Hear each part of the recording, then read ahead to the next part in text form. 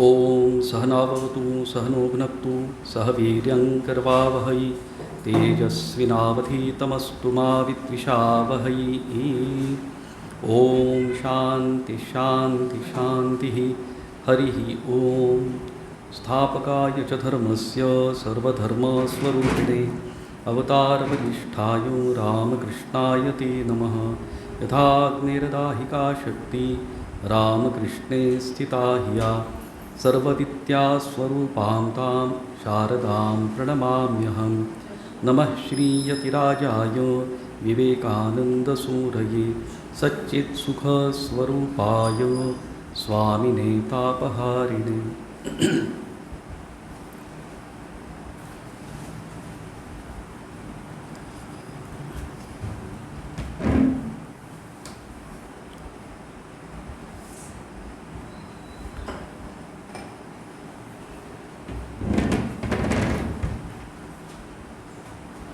श्री रामकृष्ण लीला प्रसंग में भगवान श्री रामकृष्ण देव के बारे में कहते हुए स्वामी शारदानंद जी लिखते हैं, वे भावमुख में अवस्थित थे और उन्होंने वहाँ उसका स्पष्टीकरण करने के लिए कुछ ठाकुर को जो दृष्टांत हुए थे उसके बारे में कहा है कि 3 बार ठाकुर को दृष्टांत हुए थे कि तुम भावमुख में रहो, भावमुखे था, भावमुख में रहो। तो ये भावमुख क्या है इसके संबंध में हम देख रहे थे। तो हम देखते हैं कि सबसे पहले लीला प्रसंगी की शुरुआत जहाँ से होती है, जहाँ से स्वामी शारदानंद महाराज जी ने लिखना प्रारंभ किया था, तो वह गुरुभाव पूर्वार्ध, तो उसमें यही प्रथम अध्याय इस प्रकार से आता है कि भावमुखी श्री रामकृष्ण, भावमुख में श्री रामकृष्ण। और इन सब शब्दों को बिल्कुल गहराई से हमको देखने का है। मैंने एक एक जो वाक्य है, एक एक शब्द जो लिखे हैं, तो स्वामी शारदानंद जी ने उसमें बहुत, जिसको कहते हैं कि चिंतन करके श्री रामकृष्ण में निमग्न होकर ही इस प्रकार उस ग्रंथ की रचना की है। इस कारण उन शब्दों के पीछे बहुत कुछ अर्थ भरा है और जो अर्थ उन्होंने जो लिया है उसका हमारे जीवन में उसका कुछ प्रकाश होना चाहिए। ये ग्रंथ किसके लिए लिखा था शारदानंद महाराज जी ने? तो हम लोगों के लिए। उसका जो उनका जो कारण था लिखने का, तो उसके बारे में एक बार उन्होंने कहा था कि जगत में जितने सारे जहाँ भी कोई जो साधक होंगे उनको इस ग्रंथ के द्वारा कुछ प्रकाश अवश्य प्राप्त हो जाएगा। जो जहाँ जिस अवस्था में है, जिस स्टेज में है, उन सभी को इस ग्रंथ से प्रकाश अवश्य प्राप्त हो जाएगा, चाहे वह साधक उसके इष्ट देवता कोई भी हो। इस अर्थ से उन्होंने कहा था। तो यही शब्द देखिए कि भावमुख में श्री रामकृष्ण, श्री रामकृष्ण भावमुख में थे। उनको उस समय आदेश मिल गया था कि तुम भावमुख में रहो। 3 बार उनको इस प्रकार से आदेश मिला था, इस प्रकार से वर्णन आता है। जो अंतिम उनको आदेश प्राप्त हुआ था, तो उस समय वे 6 महीने निर्विकल्प समाधि में अवस्थान कर रहे थे और उसके अंत में जो मैंने निर्विकल्प समाधि का जो कहेंगे कि 6 महीने के बाद उनको इस प्रकार से अशरीरी वाणी सुनाई दी थी। ऐसा ठाकुर कहते हैं कि अशरीरी वाणी उसने कहा कि भावमुख में रहो। और वहाँ से चालू होता है यह कि भावमुख में क्या है और श्री रामकृष्ण स्वयं कौन है। तुम भावमुख में रहो, अर्थात श्री रामकृष्ण उस समय तो निर्विकल्प समाधि में थे, अर्थात शुद्ध ब्रह्म से वह कुछ अलग नहीं थे, वही शुद्ध ब्रह्म तत्व है। तो ठाकुर अपने स्वरूप में, जो ठाकुर का मूल स्वरूप है, उसी में पूर्णतया अवस्थित थे। और उस समय उनको कहा गया अशरीरी वाणी कि भावमुख में रहो। अभी ये वाणी किसने कही, क्या कही और कौन उसको सुन रहा था, ये भी एक प्रश्न उत्पन्न होता है कि श्री रामकृष्ण उस समय तो कोई मनुष्याकार तो नहीं थे, मनुष्यकार दिखने के लिए हम लोगों के लिए है। वो कहाँ थे उस समय? वो अभी जैसे मैं आपसे बात करता हूँ, मैं पूछूंगा आपको कि आप कहाँ हैं, आप कहेंगे मैं यहाँ बैठा हूँ और मैं ये बात करता हूँ। ये बात करने वाला मैं, सुनने वाले आप, ये जो मेरे शब्द है। अभी पहला प्रश्न आता है कि ठाकुर कहते हैं कि अशरीरी वाणी। तो किसी ने, कोई मनुष्य ने अथवा ईश्वर ने इस प्रकार से उनको ये बात तो नहीं कही थी। इसका मतलब है वह उनके विराट मन में उस समय, ज़्यादा से ज़्यादा यहाँ तक कहेंगे कि इस प्रकार से जो विशुद्ध मन था उसमें यह एक वाइब्रेशन, एक जिसको कहेंगे एक स्पंदन आ गया, भाव में रहो। अभी ये भाव मुख क्या है उसके संबंध में उसी जो अध्याय उसकी शुरुआत में आता है, ये चैव सात्विका भावा राजसा तामसाश्च ये मत्त एव तान विद्धि, मत्त एवेति तान विद्धि, न तो अहम तेषु ते मयि। ये जो सत्व रज तम, ये जो भाव है, वे भगवान कहते हैं भगवद गीता में कि ये सभी मुझसे उत्पन्न होते हैं, किंतु मैं उनमें नहीं और वो भी मुझ में नहीं है। मैं उनमें नहीं हूँ और वे भी मुझ में नहीं है, इस प्रकार से उन्होंने कहा है। और इस संबंध में हमने पिछली बार भी बड़ी एक व्याख्या उसके संबंध में देखी थी कि क्या है उसका अर्थ हो सकता है भगवान के शब्दों का।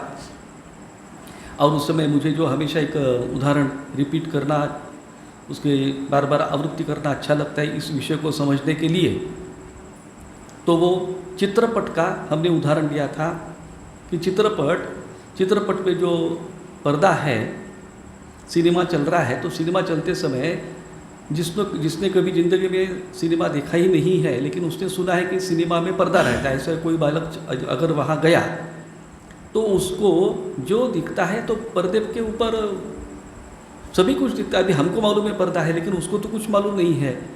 वो जब उस सिनेमा घर में प्रवेश करता है तो देखता है कि पूरी दुनिया है, जैसे बाहर देख रहा था वैसे इधर चल रहा है, थोड़ा सा अलग चल रहा है कुछ, तो सभी नर नारी दिखते, जो भी कुछ उस सिनेमा में जो पात्र है उसको वो सत्य लगना आरंभ होता है। उनकी आपस में जो बातचीत हो रही है उसमें कुछ लोग अच्छे लोग हैं, कोई बुरे लोग हैं, सभी प्रकार से दिख रहे हैं। कुछ जड़ पदार्थ है, पत्थर पानी वगैरह इस प्रकार से जड़ पदार्थ है, झाड़ पौधे भी दिखते हैं, सभी कुछ दिखता है। तो जो देखने वाले रहते हैं वो उसमें जो चित्र है उसके साथ बिल्कुल एक रूप हो जाते हैं। उस कथानक के द्वारा वो अपने अलग दुनिया में चले जाते हैं। लेकिन ये सब होते हुए, ये सब चल रहा है, वास्तविक दृष्टि से जो देखने वाले हैं वो किसको देख रहे हैं? तो वह देख रहे हैं केवल पर्दे को।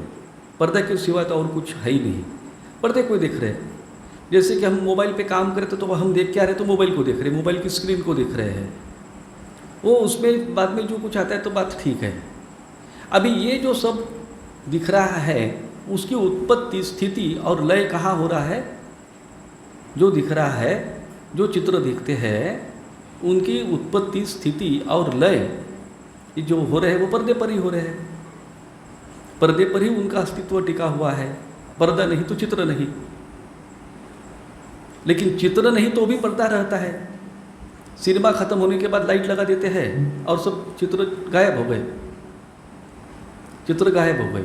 अब यहाँ जो पर्दा है, हम मुझे इस उदाहरण से, रूपक से हम जो समझने की कोशिश कर रहे हैं कि यह जो पर्दा है वह एकमात्र चैतन्य तत्व है कि जिसे हम श्री रामकृष्ण तत्व, श्री रामकृष्ण देव इस प्रकार कहते हैं।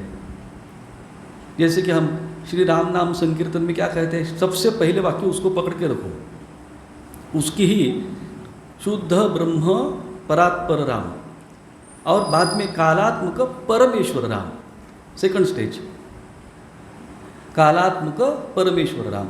अभी बाद में फिर जो पौराणिक इस प्रकार से कहते हैं शेषतल्प सुख निद्रित राम आदि आदि, इस प्रकार से हम उसका वर्णन चालू करते हैं। तो ये श्याम नाम संकीर्तन में सबसे पहले क्या आता है? सत्य सनातन सुंदर श्याम। ये तो श्री रामकृष्ण नाम संकीर्तन में इसी प्रकार से आता है, पर ब्रह्म पराशक्ति जगत रूप रामकृष्ण, फिर धर्म रक्षणाय जगति देहधारी रामकृष्ण। देखो यही सेम बात है। तो वह जो चैतन्य रूपी, इस प्रकार से अगर हम इस उदाहरण से देखें तो जो पर्दा है वो सबसे परे है, उन्हीं से यह सब कुछ, जिसको कहते हैं कि जैसे चित्रपट में जो पर्दा है उसी में से सब ये चित्रों की उत्पत्ति होती हुई दिख रही है। वो जो पर्दे के ऊपर ही वो सब चित्र है और पर्दे में ही वो, जिसको कहते हैं कि उनका लय हो जाता है, लेकिन एक्चुअली वो पर्दे में कोई चित्र ना घुसता है, ना पर्दे के साथ उनका कोई भी संस्पर्श है। अगर पर्दा अगर बोलने लगा तो बोले कि मेरे को क्या मालूम, मुझे क्या मालूम कि आप लोग क्या देख रहे हैं क्या नहीं देख रहे हैं, आप लोगों की क्या अनुभूति है क्या देख रहे हैं, मुझे क्या, मैं तो पर्दा हूँ। हाँ है, ठीक है, होता है। तो पर्दे में कोई भी बदल न होते हुए भी हम उस पर इतने सारे प्रकार के चित्र देखते हैं, जगत आभास देख रहे हैं उस चैतन्य के ऊपर, उस चैतन्य के ऊपर इतना संपूर्ण जगताभास देखते हैं। चतुर्दश भुवन, जिसको कहते हैं भू भुव स्वह महाजन तप, ये भूलोक है हमारा, और नीचे में तल तल वितल तलातल पातल रसातल आदि जो इस प्रकार से क्रम है उस प्रकार से, और उसमें निवास करने वाले इतने क्या बोलते करोड़ों लोग, करोड़ों जीव, नाना प्रकार के जड़ पदार्थ, ये सब जिसके ऊपर हो रहा है खेल, तो वही तत्व, और वही तत्व जो है वह श्री रामकृष्ण। अब ऐसे जो श्री रामकृष्ण है, इस प्रकार से इस पर्दे में, इस उदाहरण में पर्दा, इस प्रकार से समझ लीजिए क्या उनको ये कि तुम भावमुख में रहो, ये भावमुख यह एक विशिष्ट अवस्था है। भावमुख माने ईश्वर की अवस्था, ईश्वर वेदांत की दृष्टि से ईश्वर, कि जहाँ से जिस अवस्था से सामने के जो, जिसको कहते हैं कि सूक्ष्म और स्थूल जो सब आ रहे हैं, ईश्वर माने शुद्ध, जिसको कहते हैं कि परमात्म तत्व, किंतु माया के उपाधि के साथ, और उनकी जो माया है वह है विशुद्ध सत्व प्रधान।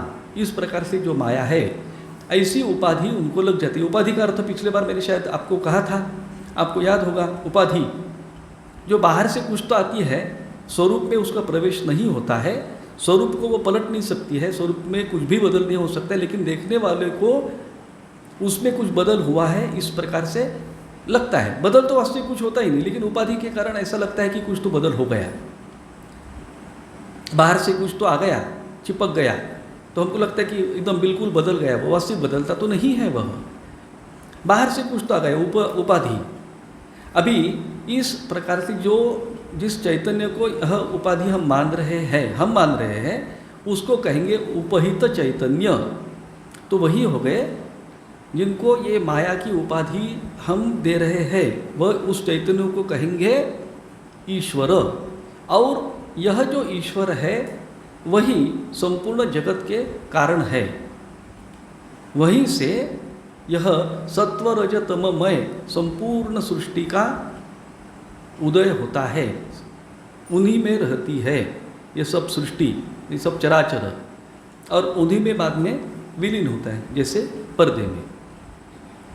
तो ये शक्ति किस में है ऐसा इस प्रकार से होने का, तो उसी को कहेंगे हम, ये परमात्मा तत्व है और उनकी ही शक्ति है, और उनकी ही शक्ति के कारण इस प्रकार से बहुत कुछ बन गया है ऐसा लगता है। ये केवल मैंने क्या बोलते हैं कि ऐसे ज्ञान की बात नहीं है, वास्तविक दृष्टि से वेदांत ने तो सिद्ध कर दिया है कि यह जो ईश्वर तत्व है, उपहित चैतन्य, माया उपहित चैतन्य, वही इस जगत का निमित्त कारण और उपादान कारण दोनों है। हर एक चीज़, कोई भी चीज़ हो, उसके दो कारण होते हैं। शास्त्र ने दो कारण कहे हैं, एक उपादान कारण और एक दूसरा निमित्त कारण। एक मटेरियल कॉज और दूसरा एफिशिएंट कॉज, ऐसा कहते हैं। मटेरियल कॉज जैसे भी ये टेबल दिख रहा है, ये जो टेबल दिख रहा है आपको, तो इसका कारण क्या है, मैंने कहाँ से आया वो, तो है वो टेबल तो भाई ये तो लकड़ी का बना है, वुड, पूरा ही वुड है ना वो। अच्छा वो वुड है तो जंगल में तो बहुत सारा वुड है, लकड़ी तो बहुत है, इस शेप में कैसे आ गया, तो निमित्त कारण। तो कोई जो ये जो है कारपेंटर वगैरह, तो वो हो सकता है कि जिसके मन में आइडिया आ गई, एक विचार आ गया कि इसको टेबल में बनाना, मेरे एक मन में संकल्प है ऐसे टेबल चाहिए मुझको, हमको बना, तो हमने वो जो कारपेंटर है तो उसको हमने कह दिया, उसने बना दिया, तो वो हो सकता है, वो भी है। तो निमित्त कारण तो बहुत हो सकते हैं, निमित्त कारण एक वस्तु के पीछे बहुत सारे हो सकते हैं। फिर उसके हाथ में जो इंस्ट्रूमेंट्स है वो भी कारण है उसके। अगर इंस्ट्रूमेंट नहीं है और कारपेंटर को बोला तो बैठा रहेगा, क्या करेगा, कुछ नहीं कर सकता है वो। हमने भी उसको बोल दिया, वो कहता है कि अरे भाई आज बाजार बंद है, फेविकॉल नहीं है, हमका नहीं है, ढक्का 10 कारण बोलेगा वो आज नहीं कर सकता हूँ मैं। तो उसके इंस्ट्रूमेंट्स भी कारण है। तो इस प्रकार से निमित्त कारण तो बहुत हो सकता है। लेकिन यह जो जगत हमको इतना सत्य लगता है कि मेरा देह और ये सब कुछ दिखता है, इसका कारण क्या है? अगर मैं कहूँ ये मेरा शरीर, इसका उपादान कारण क्या है? तो क्या रक्त, मांस, पेशी और जो क्या है, डॉक्टर लोग बोलेंगे 10 प्रकार की चीज़ें हैं, इनसे बना है ना ये शरीर। और इसका निमित्त कारण क्या है? तो मैं कहूँगा मेरे माताजी पिताजी, उनके कारण से ही ये शरीर बना है, ऐसा हम कहते हैं, बरोबर है। लेकिन अंतिम दृष्टि से अगर देखा जाए तो जैसे हमने कहा कि ये सभी पदार्थ ये जो दिख रहे हैं वो सभी सत्व, रज और तम, इन 3 गुणों से बने हैं। चाहे हमारे माताजी पिताजी हो और चाहे उनके भी माताजी पिताजी हो, और जो भी कोई हो दुनिया में, ये जड़ वस्तु हो, कोई भी हो, ये सभी लिटरली सत्व, रज, तम से बने हैं, सत्व, रज, तम से बने हैं। अगर सांख्य फिलोसफी में आप देखेंगे तो एकदम वो क्लियर कट उन्होंने सत्व गुण, रजोगुण, तमोगुण, मैंने ये कुछ तो काल्पनिक नहीं कि कुछ तो गुण है, मैंने कुछ तो क्या है समझ में नहीं आता है। मटेरियल है क्या? वह मटेरियल है कुछ नहीं, कोई मटेरियल से तो कुछ तो बनता है। एक मैटर से दूसरी मैटर तैयार हो सकती है, दूसरे बदल उसको विघटन करके अथवा उसके ऊपर प्रोसेस करके दूसरी कुछ बन सकती है, वो तो बात समझ सकते हैं। लेकिन ये सत्व, रज, तम, इनसे ही सब कुछ बना है। ठाकुर ने भी ये बात बहुत बार कही है, यह संपूर्ण प्रकृति यह सत्व, रज, तममय है, इसको छोड़ के और कुछ नहीं। यही शुद्ध प्रकृति कि जिसमें सत्व, रज, तम है, यही माया के घटक ये 3 सत्व, रज और तम, इनके ही कॉम्बिनेशन, फिर से कॉम्बिनेशन, रिकॉम्बिनेशन, परम्यूटेशन, ऐसा करते करते करते करते एक जो वस्तु है हमको दिखती है, वो इस प्रकार से कि हर एक वस्तु का मूल स्वरूप इस प्रकार से सत्व, रज, तममय, सत्व, रज, तममय ही है। सत्व, रज, तम से ही वो उसके सभी कुछ घटक बन गए हैं। अच्छा, ये सत्व, रज, तम आए कहाँ से? अपने आप तो नहीं हो सकते वो, तो उसके पीछे कोई तो चैतन्य कारण चाहिए। कौन है वह? तो वह हो गए ईश्वर। और ये सत्व, रज, तम कहाँ से आए? तो उनकी ही जो माया शक्ति है उसके द्वारा। ये माया कहाँ है? वही उनकी उपहित है, उपाधि है। ईश्वर की जो यह उपाधि है, जिसको हमने माया कह दिया, सत्व, रज, तम, इस प्रकार से, तो उसी से वही ईश्वर संपूर्ण बन गया है, वही ईश्वर एक साथ संपूर्ण हो गया है, एक ही समय। और वही मटेरियल कॉज भी है, वही उपादान कारण भी है और वही निमित्त कारण भी है। दोनों, जैसे उसका उदाहरण करने के लिए देते हैं कि जैसे मकड़ी, आपने तो मकड़ी देखी है, तो मकड़ी उसका जो जाला करती है, एक करते ना वो नेट करती है, तो उसके लिए मटेरियल कहाँ से लाती है? मकड़ी मटेरियल कहाँ से बाहर से उठा के लाती है क्या? जैसे चिड़िया आदि जो पक्षी है वो घोंसला बनाते हैं। कैसे घोंसला बनाते हैं वो? तो एक वो कुछ तो काड़ी उठा के कहीं से लाते हैं, कुछ भी लाते हैं वो अपने और जमाते हैं खेल एक घोंसला बना देते हैं। तो इस प्रकार से ये जो मकड़ी है ये अपने वो पदार्थ कहाँ से लाती है? अपने शरीर से, अपने से ही, स्वयं से ही। और इस प्रकार से जो उसका जाला रहता है, इस प्रकार से कितना सुंदर रहता है, वो बराबर शेप में रहता है। तो वो उसके पीछे कौन कारण है इस प्रकार से विशिष्ट आकार देने के लिए? वो मकड़ी ही। तो मकड़ी ही उसका उपादान कारण और मकड़ी ही उसका निमित्त कारण। एक क्या बोलते, एक उदाहरण के स्वरूप हम समझ सकते हैं कि मकड़ी उसके पीछे दोनों प्रकार से है। अभी हम कह सकते हैं कि नहीं, मकड़ी का तो वो जो उसके मुख से वो जो खाती पीती है उसको जो सलाइवा निकलती है अथवा कोई रस निकलता है उससे बनता है, ये ठीक है। लेकिन एक समझने के लिए हम समझ सकते, मैंने एक उदाहरण है। तो इसी प्रकार से यह जो ईश्वर तत्व है उन्हीं से यह संपूर्ण जगत सृष्टि बनी हुई सी दिखती है और उन्हीं में स्थित होती है और उन्हीं में लीन होती है। सृष्टि स्थिति विनाशानाम शक्तिभूते सनातनी, सनातनी शक्ति। वो किसके साथ है सनातनी शक्ति? वही है परमात्मा तत्व के साथ है। तो शक्ति और यह शक्तिमान अर्थात जिसकी पास शक्ति है वह ब्रह्म तत्व, शुद्ध ब्रह्म तत्व क्या अलग है क्या? नहीं, एक ही है। फिर एक है किंतु एक नहीं है, ऐसा भी कह सकते हैं। मन में हमारे आता है हमेशा कि ठाकुर अलग और माँ अलग। मुझे याद आता है एक बार ऐसी परम पूजनीय स्वामी भूतेशान जी महाराज हमारे रामकृष्ण मठ मिशन के एक महाध्यक्ष थे। तो उनके सामने इस प्रकार से किसी ने चर्चा करी, ठाकुर ने ऐसा कहा लेकिन माँ तो बहुत दयालु है वगैरह ऐसा प्रकार। अरे हाँ ठीक है, कहा होगा। साधु नाग महर्षि की बात सुनकर अपने यहाँ कोई भी भक्त उठ के कहते कि माँ बहुत दयालु है। अरे तुमको क्या उनकी दया समझ में आई? नहीं पढ़ते ना हम, माँ बहुत दयालु है। और बहुत भक्त हमारे बड़े इमोशनल रहते हैं, एकदम अचानक उनकी आंखों से आंसुओं की धारा बड़े डायरेक्टली बहने लगती है। और आंसुओं की धारा डायरेक्टली बहते बहते उनको अपने संसार के कुछ काम याद आते हैं, तो वो आंसुओं की धारा छोड़ के फिर से अपने काम में मग्न हो जाते हैं, संसार में मग्न हो जाते हैं। कहाँ गई वो आंसुओं की धारा? इमोशन। अच्छी बात है, मैं ऐसे नहीं कहता हूँ कि इमोशन की तो आवश्यकता है, एक थोड़े बहुत प्रमाण में शुरुआत में आवश्यकता है। लेकिन सालों साल गुजरे, अभी भी वही इमोशन चल रही है, तो डिवोशन कहाँ गई? क्या कहते हैं नारद भक्ति सूत्र में? नारद जी भक्ति का तत्व समझाते समय क्या बोल रहे हैं, अथवा ठाकुर क्या कह रहे हैं? ठाकुर की भी अगर बात पड़े कि ब्रह्म और ब्रह्म शक्ति अभेद, इस प्रकार से, तो इसी प्रकार से कुछ तो बात निकले। और किसी ने कहते नहीं माँ ने ऐसा, माँ बड़ी दयालु, ठाकुर से बड़ी दयालु है, श्री माँ ठाकुर से बड़ी दयालु है। तो ये सुनकर एकदम भूतेशान जी महाराज थोड़े से नाराज हो गए। तो बोले क्या तुम लोग आजकल चला रहे हो, ये ठाकुर अलग और माँ अलग, ये कहाँ से सब तुम्हारे दिमाग में आया? कहाँ से ये बात आई? कैसे?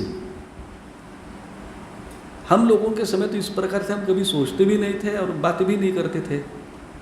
क्या ठाकुर और माँ अलग है? वही ठाकुर श्री माँ के रूप में हमारे सामने आ रहे हैं, अथवा वही श्री माँ तत्व है वो जो ठाकुर के रूप में आविर्भूत है। एक ही तत्व है वो, तो दो तो है ही नहीं।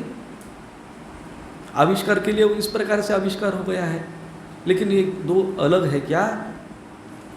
जो आदमी समझिए कि क्या बोलते हैं, अपने बच्चों का पालन पोषण कर रहा है, तो कभी कभी वो एकदम कड़ा हो जाता है, एकदम बिल्कुल कठोर होकर बच्चों के ऊपर कार्रवाई करता है। ये तुम चलो, तुमको ये स्टडी करना पड़ेगा, करो, ये करो। और वही थोड़े समय के बाद अपने बच्चों को पास बुला के अत्यंत प्रेम से उनको खाना पीना देता है। तो ये दो हो गए क्या? दो आदमी हो गए क्या? नहीं, एक ही है वही एक ही तत्व इस प्रकार से हमारे सामने दो रूपों से दिख रहा है, लेकिन दोनों में अंतर नहीं है।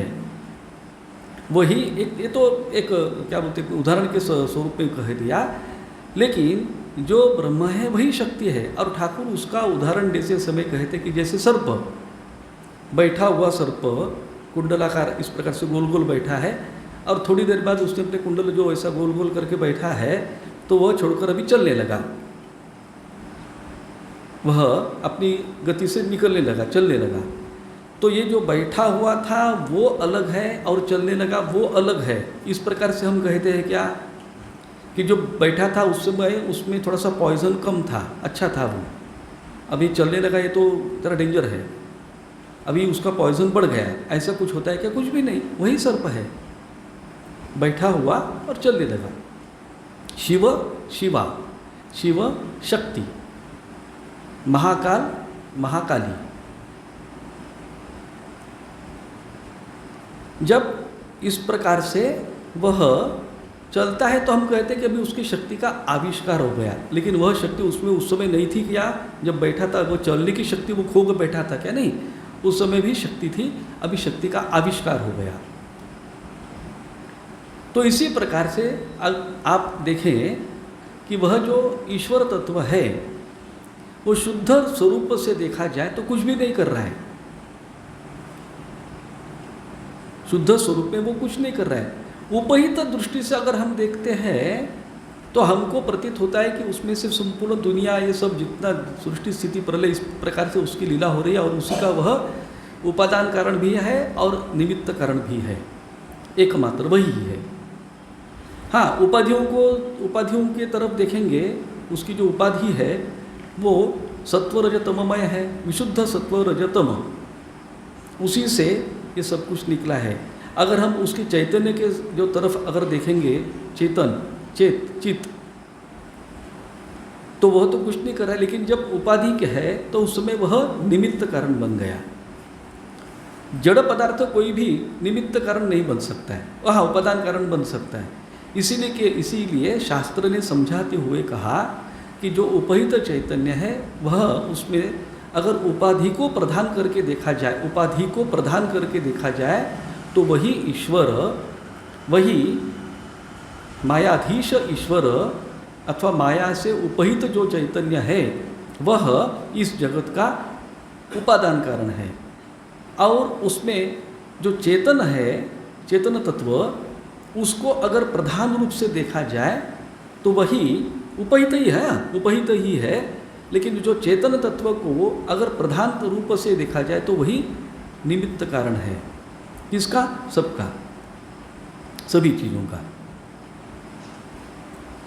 तो ईश्वर ही सब कुछ हो गया है, ईश्वर ही लिटरली वह सब, यह सब जो कुछ दिख रहा है वह सब कुछ है और वही इसका निमित्त कारण भी है। लेकिन इससे वह कलंकित नहीं होता, उससे उस जो परमात्मा तत्व है उसको कुछ भी हानि नहीं होती अथवा लाभ नहीं होता। ये कैसे प्रकार से बात हो गई? हानि भी नहीं होती और लाभ भी नहीं होता, बढ़ता भी नहीं ईश्वर। सृष्टि बहुत बढ़ गई इसलिए ईश्वर को बहुत फायदा हो गया, ऐसा कभी सुना है क्या किसी ने? कि सूर्य निकलता है और जहाँ जितना पानी है समुद्र में वगैरह तो बहुत तरंग है, तो बहुत सारे प्रतिबिंब होते हैं, प्रतिबिंब दिखते हैं ना हमको बहुत सारे। तो आज बहुत सारे प्रतिबिंब दिखाई दिए, इसका मतलब है आज सूरज का कुछ तो फायदा हो गया, सूर्य को कुछ तो लाभ हो गया।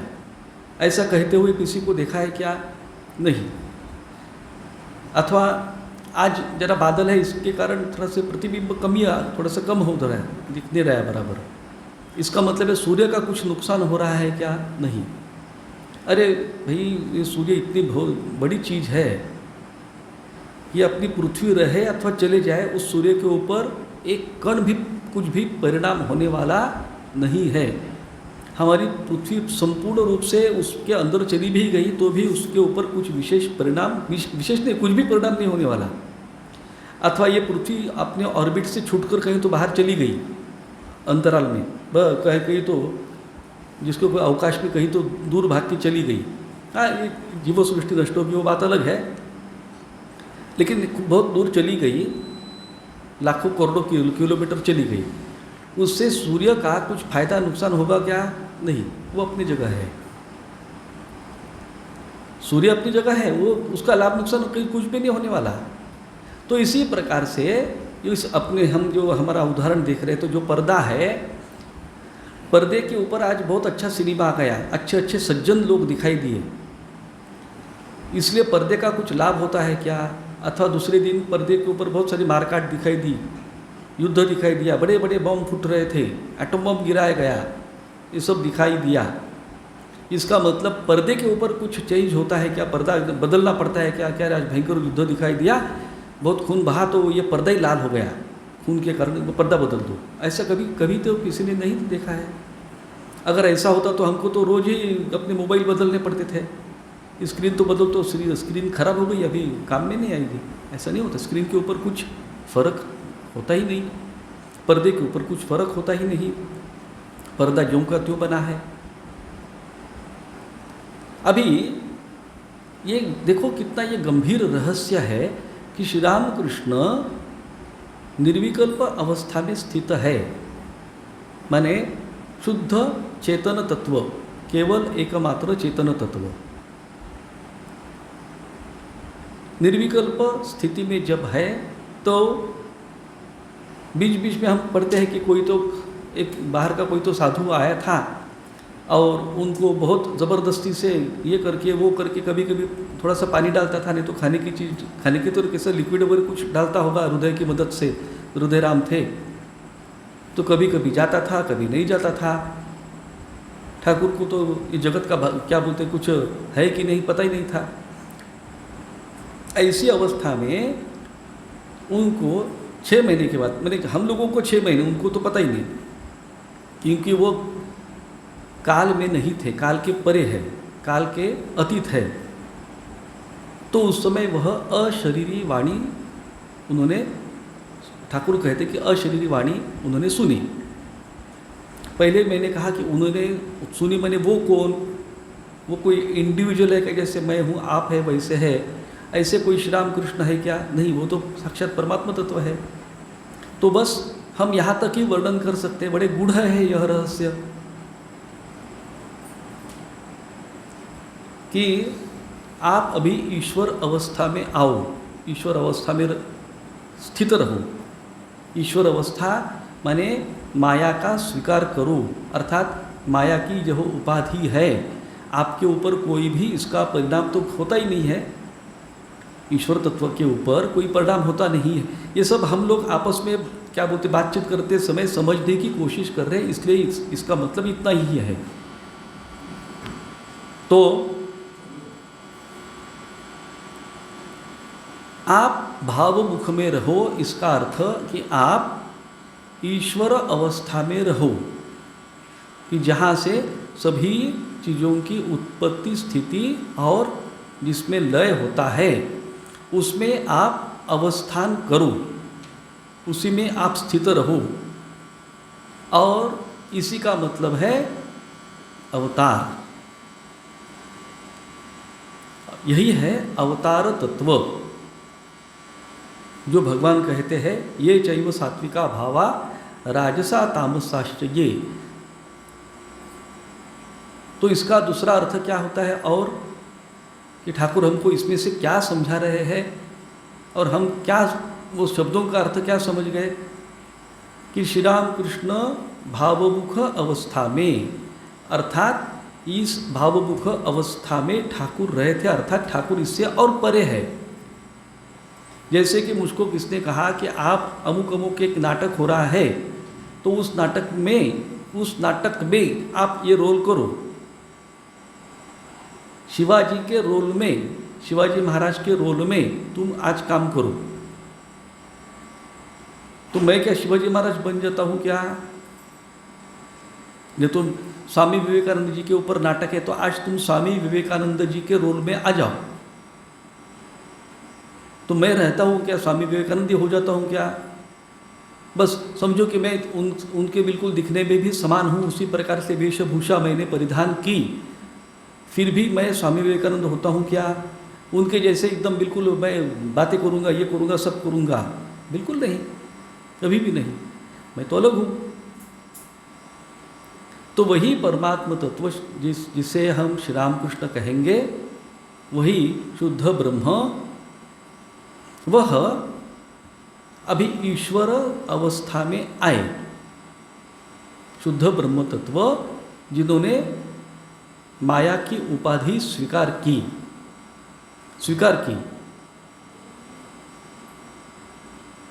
स्वीकृतम जन्मवास, ये आता है ना, जन्म है, इस प्रकार से उसी अपने संकीर्तन में भी बात आती है कि उन्होंने स्वीकार की और उसी अवस्था में वो रहे। अभी श्री राम कृष्ण की दृष्टि से अगर हम देखेंगे तो उनको फिर ये सब दुनिया आदि सब किस प्रकार से दिख रही थी, प्रतिक्षण उसको उनको किस प्रकार से दिखाई दे रही थी, वो कैसे देखते थे, इस दुनिया को देखते थे और नहीं भी देखते थे। जब मैं देखता हूँ तो मुझसे यह कुछ अलग है, ये माइक्रोफोन अलग है, ये उधर ये अलग है, ये अलग है, ये मैं अलग हूँ और ये अलग है, इसी प्रकार से मेरी अनुभूति होती है। अभी यहाँ तो जैसे जो पर्दा है, पर्दा किस दृष्टि से चित्रों को देखता है। अगर पर्दा समझिए कि जीवन तो जागृत हो गया, समझो चैतन्य में पर्दा है। अगर पर्दे को अगर पूछेंगे कि भाई तुम ये सब तुम्हारे ऊपर चित्र आते हैं बहुत सारे सिनेमा के, तो तुम किस प्रकार से किस दृष्टि से देखते हो, पर्दा क्या बोलेगा कि मैं उस समय था उस समय नहीं रहूँगा। ऐसा कहता है क्या पर्दा कि जब अच्छा दृश्य है, अच्छे सब पात्र है तो मैं रहता हूँ, और जब बुरे पात्र आते हैं तब मैं नहीं रहता हूँ, इस प्रकार से कहता है क्या? वो नहीं, वो सभी में समान रूप से सदैव है ही। और इन चित्रों के साथ कभी वो लिप्त भी नहीं होता, लेकिन इन चित्रों की उत्पत्ति उसी के कारण हो रही है, उसी के ऊपर ये सब चित्र अवस्थान कर रहे हैं और उसी में वो सब लीन हो रहे हैं। चित्रों को अपना अलग अस्तित्व है ही नहीं। चित्रों को कभी एक विशिष्ट अलग अस्तित्व मिल गया आज से कि चित्र दिख रहा है तो चित्र दो चार लोग बाहर निकल गए उस पर्दे से, ये तो कभी कल्पना हो गई, अशक्य। इस प्रकार से पर्दे से कोई अच्छा चित्रपट था, दो चार डाकू दिखाई दे तो डाकू ही बाहर आ गए, अरे बाप रे भाई कितनी मुश्किल हो जाएगी, तो कोई चित्रपट दिखाने बंद कर देंगे। तो इस प्रकार से चित्रों को अपना अस्तित्व है ही नहीं। और चित्र उनका उपादान कारण क्या है? चित्रों का उपादान कारण चित्रों का क्या होगा? पर्दा। और निमित्त कारण क्या होगा? पर्दा। तो पर्दा किस दृष्टि से देखेगा कि मैं ही सब कुछ, ये चित्र हो गया हूँ, मुझसे ही सब चित्र निकले हैं, लेकिन इन चित्रों के कारण मैं ना कभी लिप्त होता हूँ, ना उनका चित्रों का मुझसे कोई संपर्क है। न च अहम तेषु अवस्थित, वो मुझ में नहीं और मैं उनमें नहीं। चित्रों को अपना अलग अस्तित्व नहीं है, केवल और केवल सदैव पर्दा ही है। और यही भगवान की लीला चल रही है, और इस लीला में हम पूर्णतया स्वयं का अहंकार पूर्णतया विसर्जित करके अपने स्वरूप में अवस्थान करने के लिए ही जो आते हैं उनको कहते हैं अवतार। यही है भगवान की करुणा, यही है भगवान की असीम करुणा, अहेतुक करुणा। क्योंकि उसमें उनका हेतु क्या है?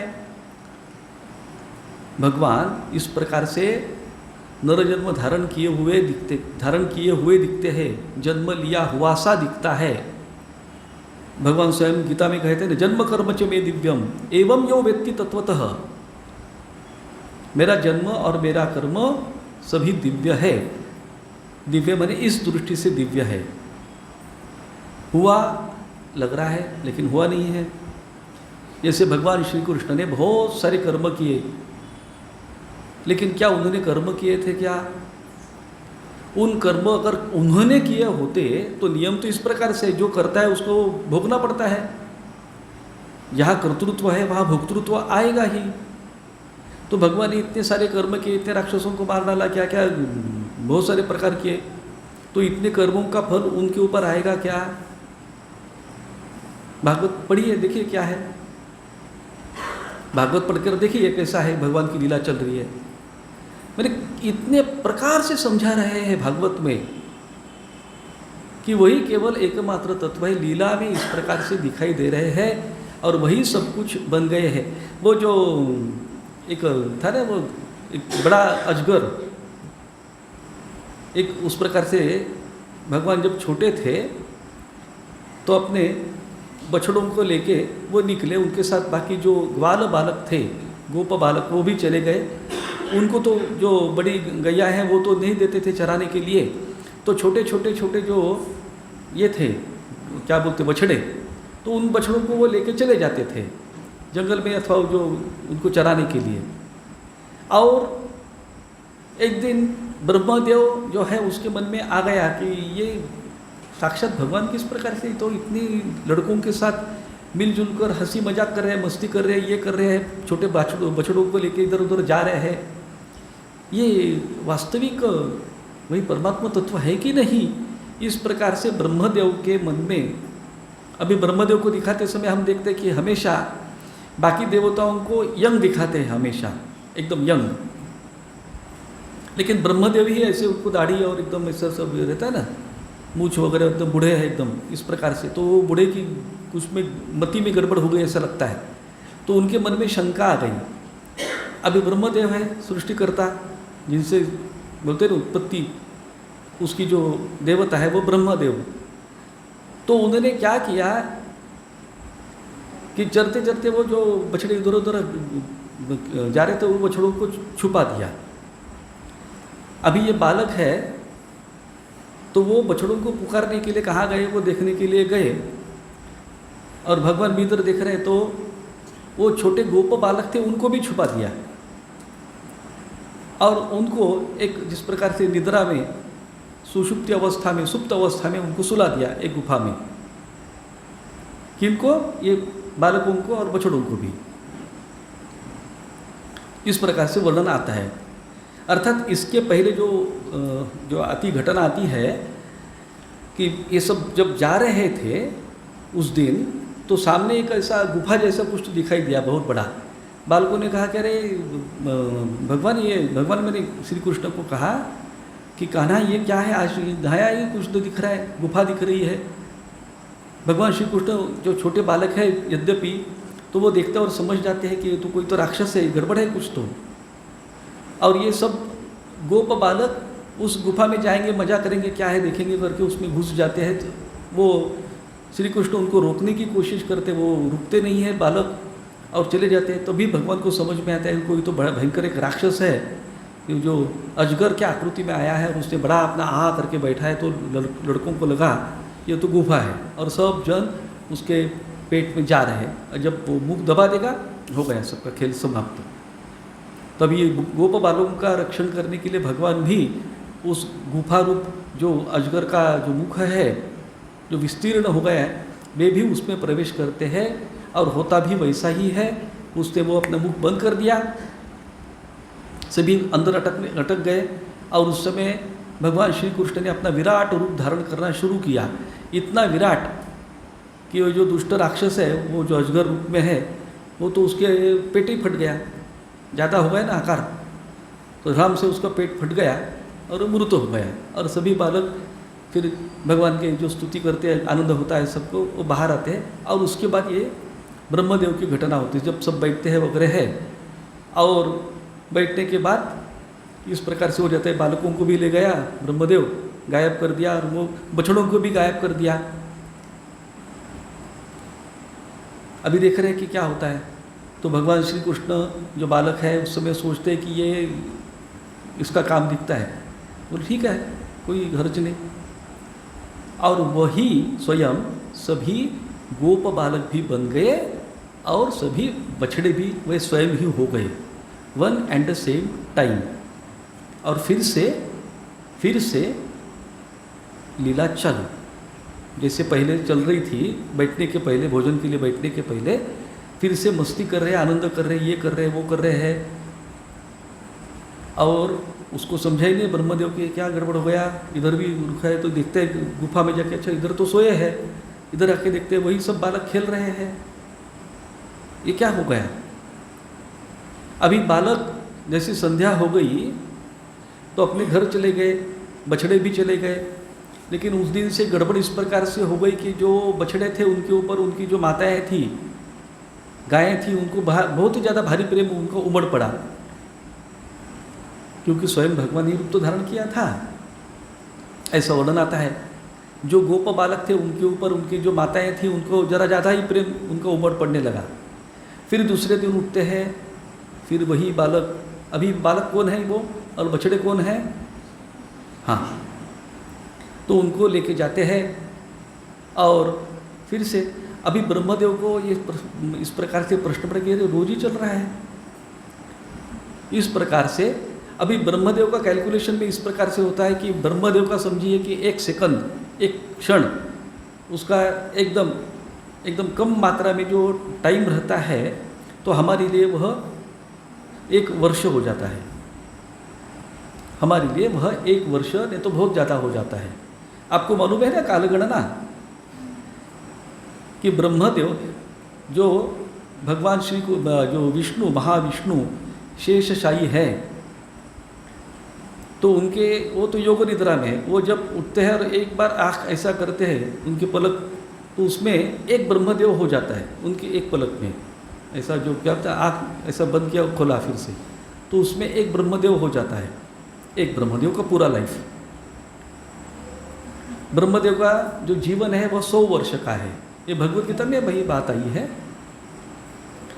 ब्रह्मदेव का जीवन 100 वर्ष का है। 100 वर्ष में, हर एक वर्ष में 360 365 जो भी आते दिन, इस प्रकार से है ना। और उसका जो एक दिन है, उसका एक दिन, वर्ष का एक दिन, उसमें ये जो सत्ययुग, त्रेता युग, द्वापर युग और कलयुग, ये चार को मिलके एक, जिसको कहते हैं कि सबको मिला के एक महायुग कहिए। और ये कलयुग के अंत में फिर से प्रलय आता है, और ये जो 4 युगों का काल है उतना ही टाइम चला जाता है, बोले ब्लैंक, और फिर से सत्ययुग, फिर से कलयुग, इस प्रकार से चलता है। और फिर उनकी जो रात है उसमें बिल्कुल ही ब्लैंक। तो ऐसे उनके एक दिन में कुछ तो मैंने नंबर गलत हो सकता है, लेकिन एक दिन में ऐसे कई 100 महायुग हो जाते हैं। समझ गए? हमारा जो ये जो कहते हैं कि कलयुग की गणना करते हैं, तो कैसा 43,000 की 50,000 की 43 लाख, मेरे को याद नहीं आ रहा है कितना, तो इतने वर्षों का कलयुग के समझिए दुगुना होता है द्वापर, ऑलमोस्ट द्वापर के दुगुना होता है त्रेता, और त्रेता के दुगुना होता है सतयुग। सतयुग बहुत बड़ा लंबा रहता है। तो इस प्रकार से हमारी कालगणना है। तो ऐसे सब युग मिला के बहुत सारे, मैंने कितने लाख वर्ष हो जाएंगे देख लीजिए, तो एक महायुग। ऐसे ब्रह्मदेव के एक दिन में कई 100 महायुग हो जाते हैं, है ना। तो देखिए कि उसका 1 मिनट मैंने उसका कितना होगा हम लोगों के लिए, कि उसका 1 सेकंड मैंने हम लोगों के लिए कितना बड़ा हो जाएगा, हम लोगों का एक पूरा साल हो जाएगा। एक ऐसे मज़ा सुनी थी, एक आदमी ने बहुत तपश्चर्या की, और तपश्चर्या करके ब्रह्मदेव को प्रसन्न किया। ब्रह्मदेव ने कहा कि बोलो बेटा क्या चाहिए तुमको, है ना। तो उसने कहा कि आपका 1 पैसा दे दूँ, आपके कैलकुलेशन वाला 1 पैसा दे दूँ। तो ब्रह्मदेव ने सोचा, बोले ठीक है देता हूँ, 1 मिनट रुको, मेरे 1 मिनट रुको। रुका रहा अभी बेचारा, देता हूँ ना, नहीं कहाँ बोला। तो इस प्रकार की मेरी इतनी वो बड़ी कालगणना इस प्रकार से होती है। तो ब्रह्मदेव ने इनको छुपा के रखा, चाहे बहुत कम समय के लिए, माने पृथ्वी का 1 वर्ष गुजर गया। 1 साल तक गोप बालक जा रहे अपने घर में, फिर से आ रहे दूसरे दिन, बछड़े जा रहे, बछड़े बर अच्छे हो रहे। क्या कभी वो बछड़े अथवा जो लड़के कभी गिरते नहीं होंगे क्या? क्या उनके शरीर से खून नहीं बहता होगा क्या? वो खाना पीना नहीं कर रहे थे क्या? उनका शरीर रक्तमांस से नहीं बना था क्या? ऐसे हवा में कुछ तो वैक्यूम थी, केवल चित्र थे? नहीं, ऐसा तो वर्णन नहीं आता है। अभी ये सब देखकर ब्रह्मदेव को बड़ा क्या बोलते, समझा ही नहीं उसको कि क्या हो रहा है, कि हमने तो इधर तो बंद करके रखे हैं और इधर तो ये सब चल रहा है, ये कैसे हो गया। तो फिर से वह इधर देखता है तो यहाँ से भगवान की लीला चालू हो गई। उसको जैसा संशय आ गया तो देखता है अंदर जिनको बालकों को और ये जो बछड़ों को सुला के रखा है वो सभी भगवान है, ये सभी भगवान है गुफा में जिनको हमने उठा के लेके आए। तो उसका आश्चर्य लगा कि अरे इधर तो हमने किसको छुपाया है। उधर देखता है तो उधर भी अभी भगवान दिखाई देने लगे, सभी रूपों में भगवान है। फिर अंदर देखता है कभी मनुष्याकार दिखता है, कभी भगवान ही इसे इधर भी दिखता है, कभी मनुष्याकार दिखते हैं, कभी सभी में भगवान दिख रहा है। कंफ्यूज हो गया, उसको अपनी गलती समझ में आई कि कुछ तो बड़ी गलती हो गई है, भगवान की मैंने परीक्षा ले ली, बहुत भयंकर गलती कर दी, ये तो वास्तविक सभी कुछ भगवान ही है। और उसको अपने अंदर भी भगवान की प्रतीति होने लगी और तब उसने भगवान का स्तवन किया है और उन बालकों को छोड़ दिया जिनको गुफा में बंद किया था। सभी बालक वापस आते हैं, उनकी स्मृति फिर से आ जाती है और जैसे वे सब बालक आ गए तो इधर के जो थे, जो सब कुछ भगवान, वे सब अंतर्धान। तो जो आ गए उनमें भगवान नहीं थे क्या? उधर भी थे, इधर भी है, सभी में है, सभी समय है, उनको छोड़कर और दूसरा कुछ है ही नहीं। अभी ये जब बालक वापस गए अपने घर, तो घर में जाके कहते हैं कि आज श्री कृष्ण ने एक बड़े राक्षस को मार दिया। और ये सुनकर भगवान श्री कृष्ण थोड़े से हंसते हैं, क्योंकि पृथ्वी पर ये घटना होकर 1 साल गुजरे थे, एक पूरे 12 महीने लौट चुके थे। अभी बालकों को लगता है कि आज ही मारा है, जिसको टाइम डायलेशन वगैरह कहेंगे इस प्रकार से। तो टाइम डायलेट हो गया, कुछ तो गड़बड़ हो गई, कि टाइम कॉन्ट्रैक्शन हो गया, क्या भलती गड़बड़ हो गई। तब सब गोकुल के लोग वहाँ देखने आते हैं, तो बोले अरे बाप रे इतना, लेकिन आज कैसे मारे, तो सूखा हुआ दिखता है, बहुत दिन लग गए है ना। तो बालक बोलते नहीं आज ही मारा है, अभी उनकी स्मृति में आज ही मारा है, बरोबर है, अभी जग गए ना वो झट से। तो इस प्रकार से वर्णन आता है। तो कहने का तात्पर्य यह है कि जब इस प्रकार से जो लीला है तो सभी कुछ वही है। पर्दा कैसा कह सकता है कि वो जो कोने में तुमको चित्र दिख रहा है तो वो मैं नहीं हूँ, ये इधर वाला चित्र मैं हूँ, ऐसा नहीं, सभी चित्र वही है और कोई भी चित्र वह नहीं है। कोई भी चित्र पर्दे के अंदर घुसा नहीं है, ना पर्दा कोई चित्र के अंदर के घुसा है, लेकिन ये सभी पर्दों जो चित्र है उनका अस्तित्व पर्दे के ऊपर ही है। पर्दा और चित्र में अंतर नहीं है। आप जब चित्र को स्पर्श कर रहे हैं तो वास्तविक दृष्टि से आपने पर्दे को स्पर्श किया।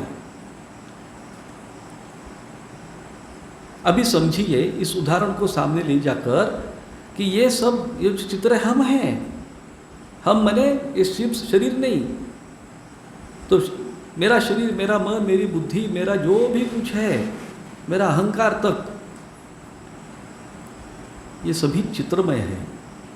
चित्र आते हैं जाते हैं, वास्तविक मेरा अस्तित्व वही परमात्मा तत्व है, वास्तविक मेरा स्वरूप वही परमात्मा तत्व है।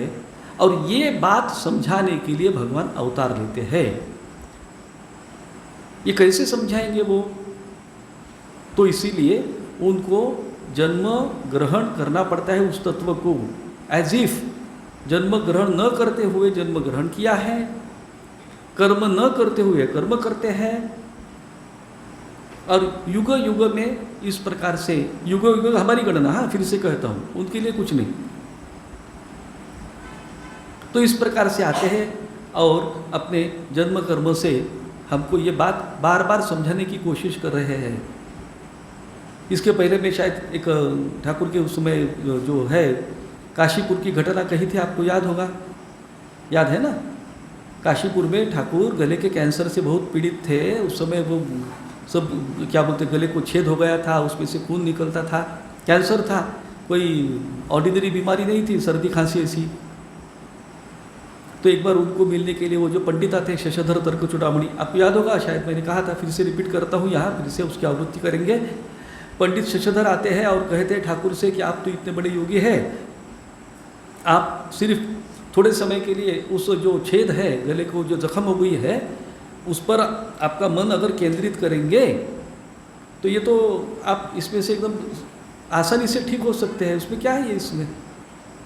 तो ठाकुर ये बात सुनकर उनकी निर्भत्सना करते हैं और कहते हैं कि कैसे पंडित हो तुम, जो मन एक बार भगवान को दे दिया, जो मन एक बार भगवान को दे दिया उसको वापस कैसे ला सकते हैं, ऐसे ये फालतू चीज़ों के ऊपर, शरीर के ऊपर वगैरह ऐसे कैसे ला सकता हूँ।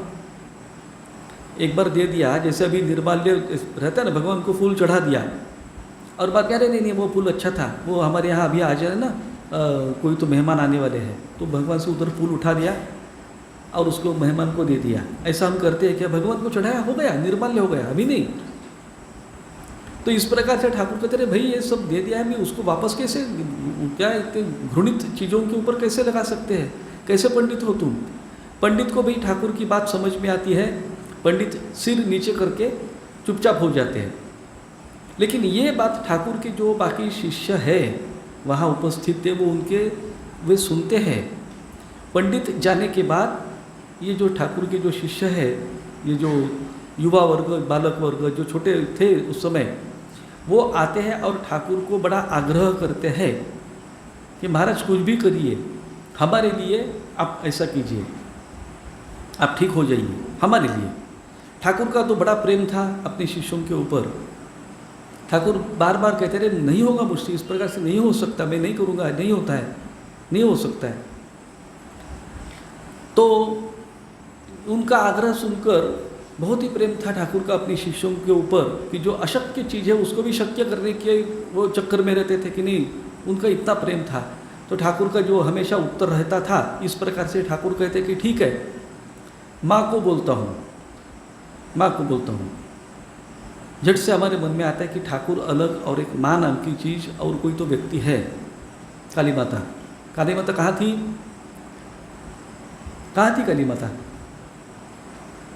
दक्षिणेश्वर में, दक्षिणेश्वर में थी कि नहीं थी?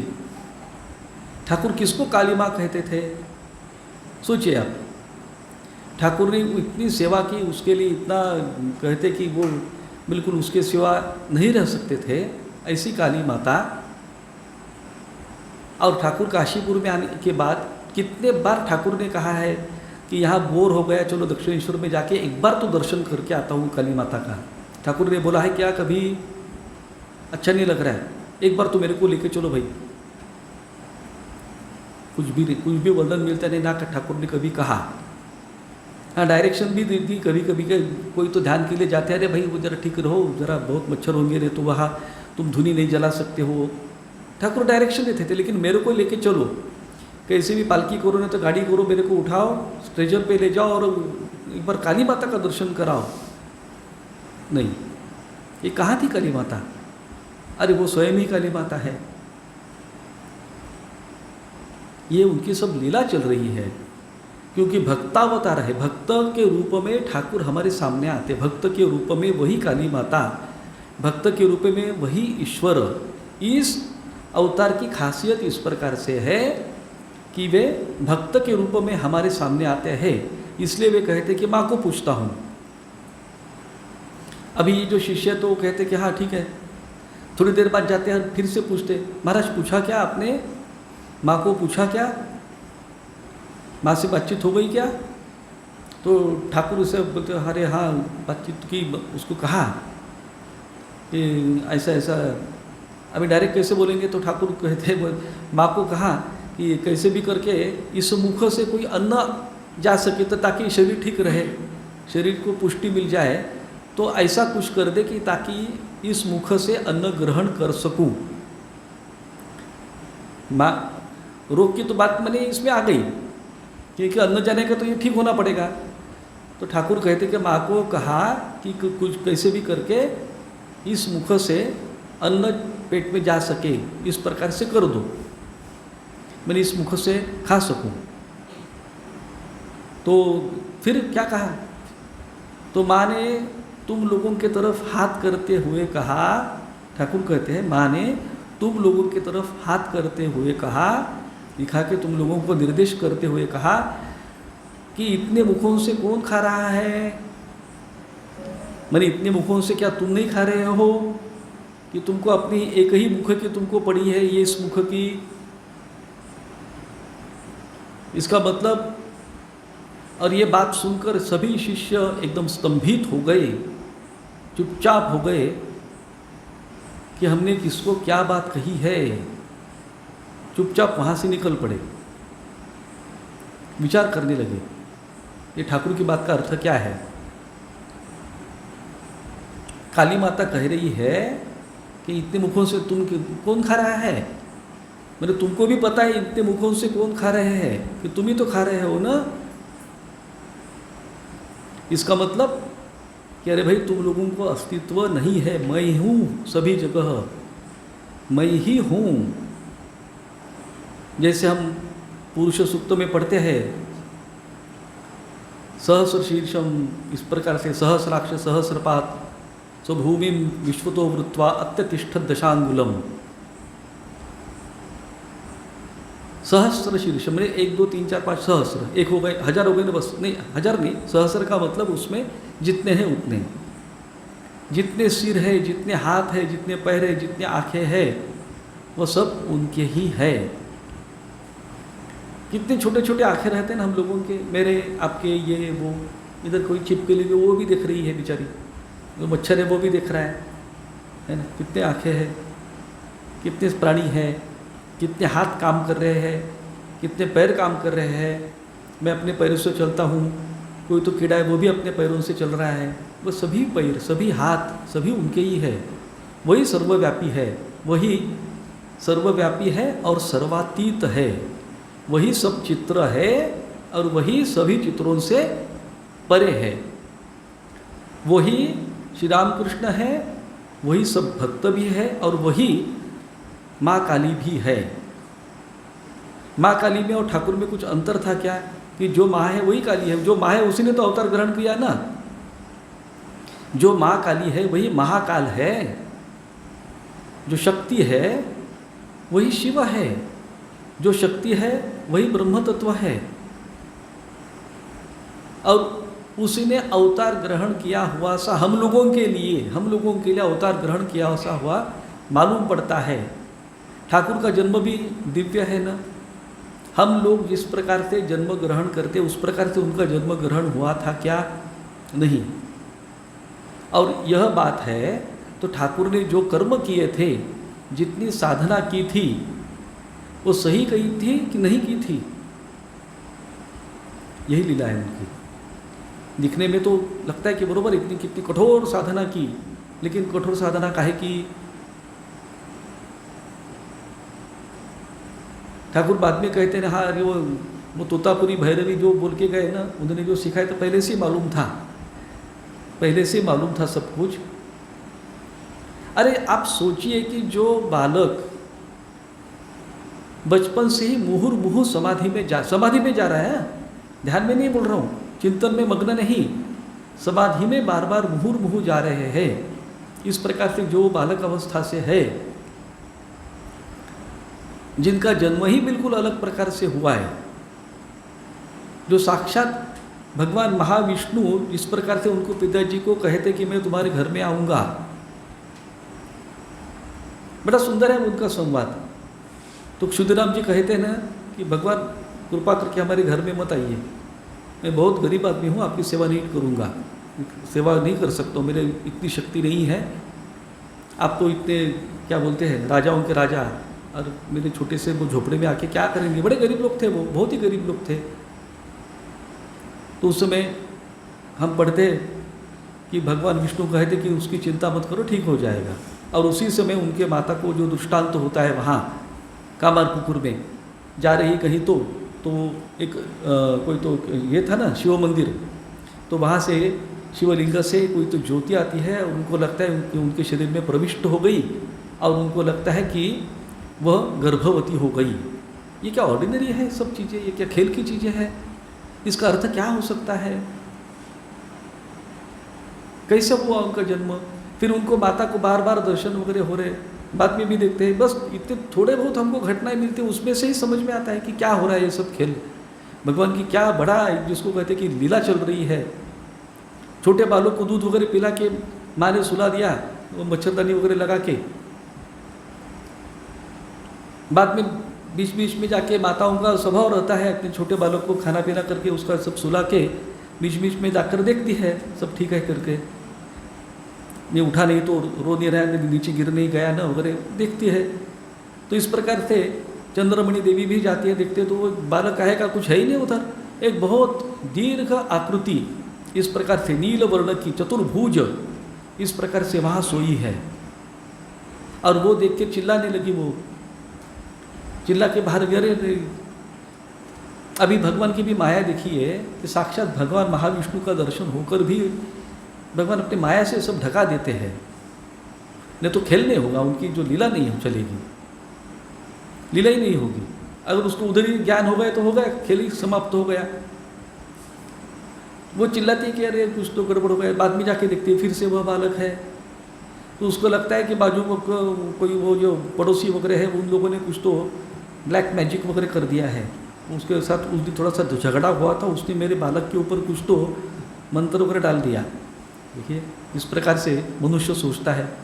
ठीक इसी प्रकार से हम देखते हैं भागवत में भी आता है, श्री नारद मुनि द्वारका में आते हैं, बड़ा सुंदर है वो भी, उन्हें कहेंगे तो कितना उसमें से अर्थ निकलता है। देखिए तो सब भगवान श्री कृष्ण से मिलने के बाद वो देवकी और वसुदेव को मिलने के लिए जाते हैं, और अभी मुनि आए हैं साक्षात नारद मुनि, तो वसुदेव और देवकी उनकी सेवा वगैरह करते, उनको प्रसन्न करते हैं, और अभी नारद भी उनकी सब सेवा स्वीकार करते हैं और बाद में बैठे हैं उनकी तरफ देख रहे हैं। तो देवकी और वसुदेव कहते हैं हाथ जोड़कर कि अभी सुनाइए कुछ अच्छी बातें, अध्यात्म वगैरह कहिए, हमें भगवान की बातें बोलिए, अध्यात्मक जरा हमारा क्या बोलते हमारे ज्ञान को बढ़ाइए।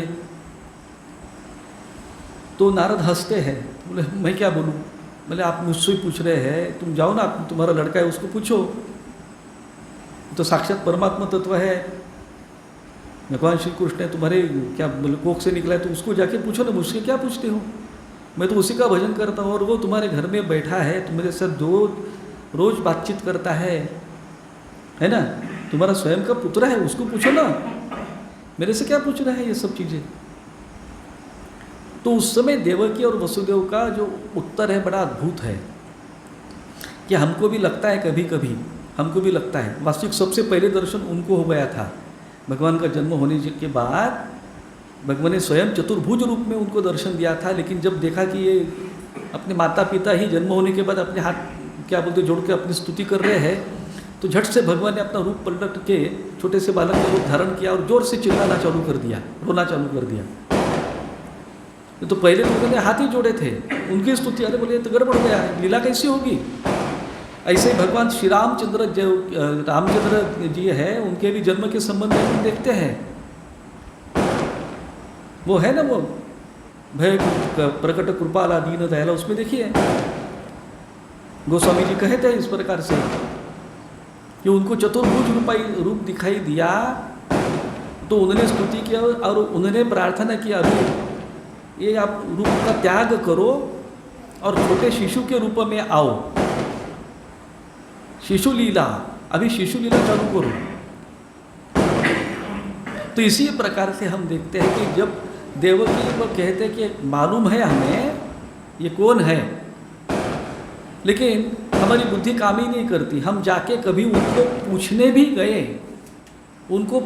गए तो वे हमारे तरफ देखकर ऐसी हंस देते हैं, छोटी सी हंसी उनकी, और वो हंसने के बाद हम सब कुछ भूल जाते हैं कि ये हमारा जो पुत्र साक्षात भगवान, ये बातें हम भूल जाते हैं, हमको कभी प्रतीत नहीं होता कि ये कौन है, ये तो हमारा पुत्र है। तो इस प्रकार से हमारे मन में कभी आता नहीं कि उसको जाके पूछो, आप ही बोल दीजिए अभी। तब नारद जी को समझ में आता है कि भगवान की माया कितनी मज़ेदार है। अपने बाप पिताजी के ऊपर भी इस प्रकार से माया डाल दी कि उनको पता ही नहीं लगा कि ये कौन है करके, और लीला चलने लगी। इस प्रकार से ठाकुर की ये सब लीला चल रही है। अगर वो नहीं इस प्रकार से करते तो उनके माँ पिताजी उनका संगोपन भी ठीक नहीं कर पाते, लेकिन उनको ये सब लीला करने की है। इसी प्रकार से ठाकुर अपने शिष्यों को कहते हैं कि अरे माँ ने कहा, मैं नहीं बोल रहा हूँ। क्यों? क्योंकि भक्तावतार है। भक्त का पहला लक्षण है अहंकार राहित्य। इस प्रकार से भगवान का जो है कि भक्तावतार में इस आए हैं, तो मैं बोलता हूँ, मैं करता हूँ। माँ ने कहा, नहीं, माँ कहती है कि तुम इतने सब रूपों से खा रहे हो और इस बात का तुम्हें पता है, मालूम है, और फिर भी तुम बोल रहे हो कि इसमें से क्यों नहीं खा सकता हूँ। तो ये शिष्यों के रूप में भी श्री राम कृष्ण, और जो माँ काली है वो भी श्री राम कृष्ण। बोलने के लिए ये माँ काली, ये शिष्य, ये मैं, ठाकुर मैं का तो कभी व्यवहार ही नहीं करते थे। तो तुम लोगों को, तुम जो बोल रहे हो, तुमको अस्तित्व नहीं है, मैं ही सब कुछ हूँ। तो इस प्रकार से ठाकुर, उनकी जो वेदना है, उनकी जो ये सब कैंसर की भी लीला चल रही है, उसमें से भी यही दर्शा रहे हैं कि केवल और केवल उनको ही अस्तित्व है। अच्छा, इसका मतलब हम लोगों के लिए क्या होता है? ये भावमुखी श्री राम कृष्ण, वो कोई तो श्री राम कृष्ण 100 साल पहले हो गए और वो भावमुख में थे, नहीं, अभी भी वही लीला चल रही है ना, अभी भी वही है। इसका मतलब है हम लोगों को हमारा जो संकुचित अथवा जो जिस प्रकार से हो, वह जो अहंकार कि मैं यह हूँ, ये मेरा शरीर है, ये दुनिया है, ये मुझसे अलग है, इस दुनिया का भोग मैं करूँगा, इस दुनिया का मुझे अनुभव हो रहा है, ये इतना हास्यास्पद हो जाता है, इसको अर्थ ही नहीं होता। जैसे चित्र, सिनेमा में एक मनुष्य दूसरे को देखता है ना, झगड़ा होता है ना, देखते हैं ना हम, सिनेमा में झगड़ा हुआ, बहुत लड़ाई काट माट कर क्या कुछ होता है, एक दूसरे के साथ प्यार भी करते, गाना भी गाते हैं, क्या उसको अलग अस्तित्व है क्या पर्दे के सिवाय? मैं आपको देखता हूँ, अरे मैं मेरा नहीं और आप भी आप नहीं, हमारे सबके पीछे वही एकमात्र श्री राम कृष्ण तत्व, वही आत्म तत्व, परमात्म तत्व सदैव अवस्थित है। जब यह अपना जो अहंकार पूर्णतया विसर्जित हो जाएगा, तब हम उसमें उसी क्षण पूर्णतया अवस्थान करेंगे। अच्छा, फिर अभी नहीं क्या हम उनमें अवस्थान कर रहे हैं? इस क्षण अभी भी है ना, हम कब नहीं थे उनमें? चित्र कब पर्दे में नहीं रहता है? क्या है? अरे उदाहरण के स्वरूप में, जब आप जो रज्जु सर्प में जब सर्प देख रहे हैं, तो वास्तविक दृष्टि से आप क्या देख रहे हैं? रज्जु को ही देख रहे हैं।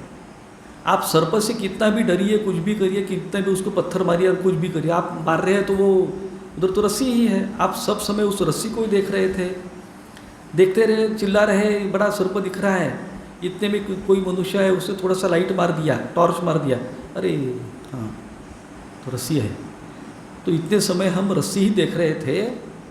ये नहीं, मेरे बारे में हुआ है इस प्रकार से, इसलिए मैं बोलता हूँ। मेरे बारे में शायद मैंने बोला होगा, नागपुर मठ में हुआ था, बगीचे में बूढ़े बाबा आए थे, उनको जरा फैंटास्टिक ही थे वो, तो उनको कुछ इतना बुढ़ापा हो गया, लेकिन उनको ये कुछ तो झाड़ चाहिए थे, ये फूल झाड़ बताओ, वो फूल झाड़ बताओ। तो उस समय मैं बगीचा दिखता था मठ में, तो उनको साथ में लेके गया। ऐसे ही श्रावण के दिन थे और संध्या समय थे, तो घूमते घूमते घूमते 4:30-5 का समय होगा, वो तो खड़े थे, उनके पीछे में जो 2-4 गमले थे इस प्रकार से, और मेरी दृष्टि अचानक चली गई उधर, तो 2 गमले थे जो क्या बोलते पॉट्स, उसके पीछे मैंने सांप देखा मैंने, और मैं इतना डर गया, तो मैं अब उनको बिल्कुल सुनाई नहीं देता था, उनका हाथ खींचा, मैंने इधर आओ, चिल्लाने से तो कुछ फ़ायदा नहीं, सुनाई नहीं देता है ना, तो उनका हाथ खींचा, उनको आने के लिए तैयार नहीं, वो पीछे जा रहे हैं, उधर ही जा रहे हैं। मैं क्या हो रहा है भाई उनका, मैं जितना बोल रहा हूँ इधर आओ, हाँ आता हूँ, बोलते फिर से पीछे जा रहे हैं वो, बोला ऐसे क्यों कर रहे हैं, जल्दी आओ इधर। मैं पूछा तो लोग, हाँ साहब, हाँ ठहरो, और फिर से पीछे गए। अरे बोले अरे क्या आदमी है भाई, क्या ऐसा आदमी है कि पीछे जा रहे, मैं बता रहा हूँ सर्प है उधर मत जाओ, दिख रहा है ना वो सर्प। मैं तो डर गया था, पैलिपिटेशन बढ़ गया, तो मेरे को लगा आज एक तो मैंने तो ये नहीं तो दोनों हो गए। हरिओम तत्सत। और जितना मैं बोल रहा हूँ ऐसा ऐसा करके, तो उतना वो पीछे जाते थे, अरे बापरे बापरे बापरे करके इस प्रकार से फिर से उधर ही उसी ओर जा रहे। बोले क्या हो रहा है उनका नाटक ये। बोले ठहरो। फिर मैंने बोला जाने तो अभी ये बूढ़े का तो मैं तो निकल जाता हूँ, सांप कटे 10 बार बोलने से समझ में नहीं आता, उधर ही अभी उनको मरने के लिए जाने का कौन बचाएगा। तो मैं दूर रहा। तो वो गए और हाथ डाला उधर ही सर्प की तरफ, और उस सर्प को उठाया, देखा तो लाठी थी लाठी। वो अभी मिलते ना लाठी कैसे डिज़ाइन वगैरह रहता है ऐसा सर्प का। तो वो गिरी थी और मेरे को उतना बीच में का पोर्शन दिखाई दे रहा था, सर्प है। और जितना मैं सर्प बोल, उन्होंने हाथ में लाठी उठाई, फिर बोले कहाँ है सर्प। बोले नहीं चलो हो गया, सर्प आपके हाथ में आ गया, अभी वो लाठी बन गया है। तो इस प्रकार से जब हम देखते हैं उस समय भी वह वस्तु में तो अंतर नहीं आया, उसके वस्तु के स्वरूप में अंतर नहीं आया। तो इस प्रकार से हम सदैव अपने अहंकार को अगर लेकर जिंदगी काटेंगे तो गड़बड़ हो जाएगी। समय की बात नहीं, लेकिन जिस क्षण हमको ठाकुर की इस बातों का एक एक बात का अर्थ ठीक समझ में आएगा कि ठाकुर क्या बोलना चाह रहे हैं, पेनिट्रेट देखिए क्या बोल रहे हैं वो, उनके बातों का अर्थ क्या हो रहा है और कहाँ हमको वो लक्षित कर रहा है। वही इसलिए हमारे गुरु महाराज भी है और वही हमारे इष्ट है, और उसी तत्व को हमको प्राप्त करना है। प्राप्त करना में दूर है कहीं तो अभी प्राप्त करता हूँ। चित्र कभी पर्दा को प्राप्त नहीं करता है। कोई भी चित्र सिनेमा का पर्दा को जाके आज मैंने प्राप्त किया, बाकी वो सिनेमा में चलता है, कुछ भी वो उठा के लेकर आएगा, चोरी करेगा, चपेटी करेगा, खाना पीना करेगा, लेकिन आज मैं पर्दे को ही खाता हूँ। कैसा हो सकता है वो? जिस क्षण उसको समझ में आएगा कि मुझे वास्तविक कुछ भी अस्तित्व नहीं, मेरा संपूर्ण अस्तित्व माने पर्दा ही है, पर्दा ही था, पर्दा ही रहेगा, मैं चाहे रहूं चाहे न रहूं, पर्दा हमेशा रहेगा और वही मेरा सत्य अस्तित्व है। तो आपको मृत्यु का डर लगेगा क्या? नहीं लगेगा। जिंदगी में इतने सारे अनुभव आते हैं, उसका डर लगेगा क्या? क्योंकि जिनके द्वारा अनुभव आ रहे हैं वो भी वही है और इधर भी वही है। और ठाकुर बोलते हैं ना, अमुक अमुक कोई तो उनको एक बार बहुत गाली दे रहा था और ठाकुर हंस रहे तो समाधि में चले गए, आता है ना वर्णन। अभी उनकी दृष्टि से वही सब कुछ है, उनको क्या है फिर? वही सब कुछ है बोलने से दूसरा आया ही कौन?